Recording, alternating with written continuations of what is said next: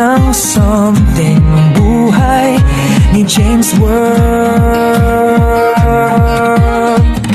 Nagsusumikap, pinasok lahat ng trabaho basta marangal. Kahit nahihirapan, hindi kailanman sumuko. Pero minsan nakakapangina ang buhay, kahit anong sikat na bibigo pa rin. Iniisip mo ba minsan bakit tong iba ang bilis nila mananagumpay? Pero ako kahit itinulog ko na lahat-lahat, parang ang hirap pa din ng palapalaran ng makaktan. Hanggang isang araw, hindi na lang ako nangangarap.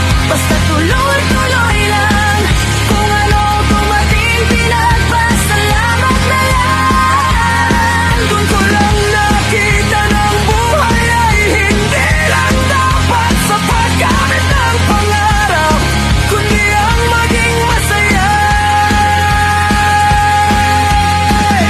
Hanggat malakas, walang sakit, di nagugutuman at napupunan ang mga pangangailangan. Pala ay sapat na. Mas masaya pala ang buhay kung mag-focus ka sa mga bagay na maliit at ini-enjoy ang anumang blessing na dumating.